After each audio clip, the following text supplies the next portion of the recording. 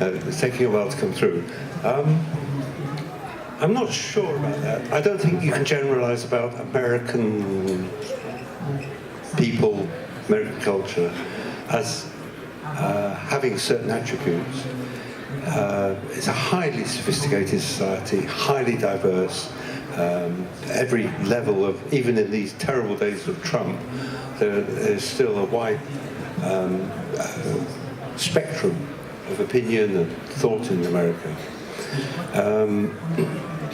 I think my own theory of 9/11 is that it was a fuck-up.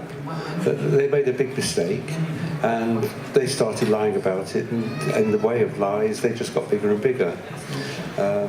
I don't know what happened, I don't know how it happened. There are too many mysteries for me to solve. But I like the idea of a kind of society sitting on its secrets and hoping nobody will notice, whereas in fact we do notice, and we feel very critical. I think the lack of science interested me.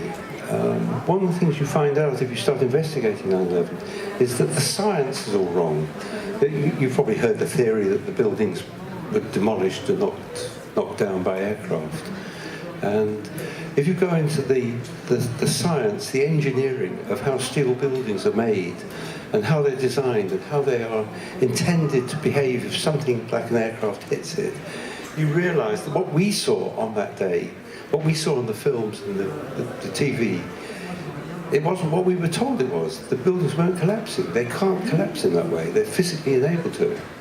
And so, and then, like the aircraft, we saw those aircraft whizzing in and hitting the buildings. The fact is that no normal airliners can fly that fast, that low.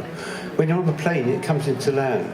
It slows down. It doesn't slow down because it's got to sort of land carefully. It slows down because if it goes too fast in dense air, the plane will be damaged. There's lots of wind tunnel tests showing this on aircraft, that once you go about 200 or 300 miles an hour in thick air, the actual fabric of the aircraft becomes unsafe. And there's film of aircraft breaking up because they're going too fast.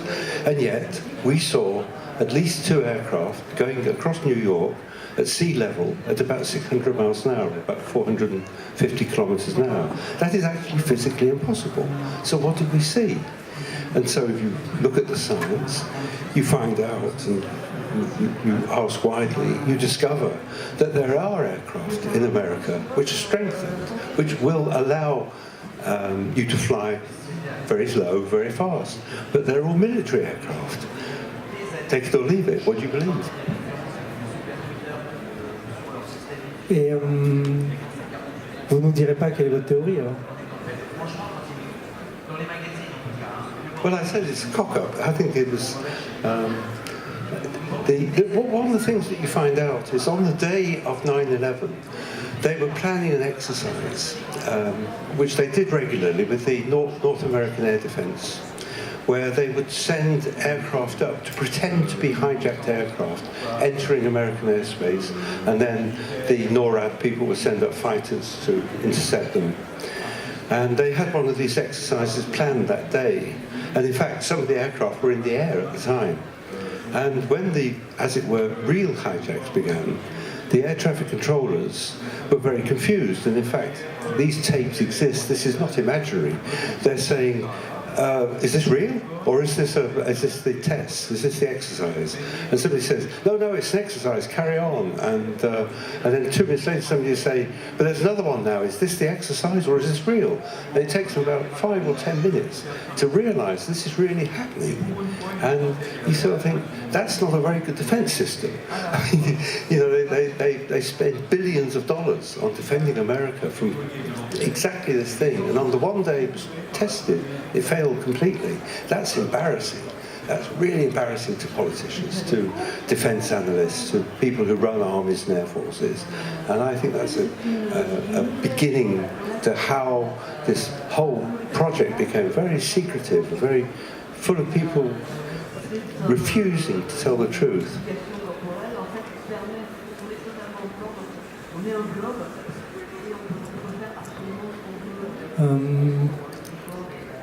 Est-ce que vous avez conscience que c'est une thèse qui peut choquer, heurter les gens? I don't try to shock. But I'll tell you what, nobody in America, no publisher in America will touch it. I haven't sold it in America at all. I've sold all my other books in America.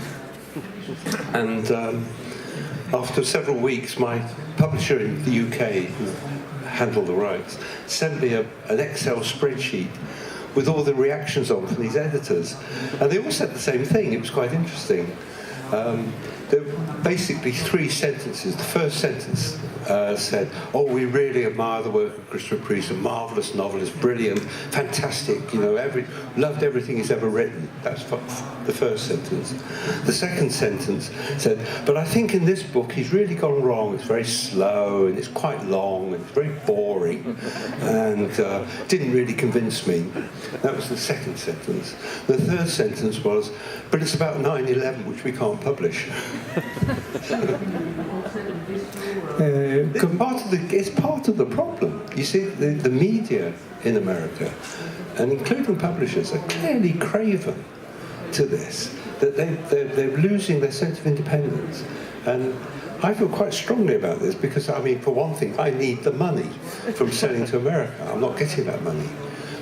So, okay, I'll get by. But it's a freedom of speech issue. America is very strong on freedom of speech. They hold it as this great holy writ. And yet, this is the country that is actually preventing anyone reading my book.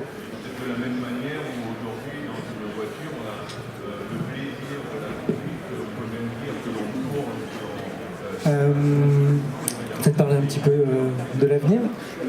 Qu'est-ce que vous écrivez actuellement? Qu'est-ce que vous nous préparez après le 11 septembre? 10, 12. I don't. Well, I was. You've heard of my novel, The Prestige, Le Prestige, and this was sold to Hollywood. And as you know, they made a film of it. They sent me a contract. The contract's about this thick. It took me about a day to read it. It's written by American lawyers. It's disgusting. It's full of self-centered protection from people like me making money out of their film. But one of the clauses in this contract was that I could never write anything about anything that was called The Prestige. I couldn't write a sequel. I couldn't use the characters again. I couldn't in any way make use of the book I'd written as an ongoing project. And I sort of understand that, but I think a word like prestige is a good word. It's something which I feel I should be able to use.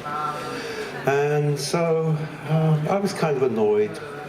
And then I started thinking about, one day I'm going to write a book about magic and sort of do it differently so that they don't find out, or that the lawyers who wrote that contract have lost their jobs and will never read it. And so I started learning about the world of magic in France about 100 years ago, which was quite interesting because there was a renaissance of performing magic. I'm talking about stage magic, not supernatural magic. And it coincided with a time which in France is called Les Années Folles, which is seen by Americans and British as the period of the lost generation, when writers like Fitzgerald and Hemingway came to France, lived in Paris and created some kind of culture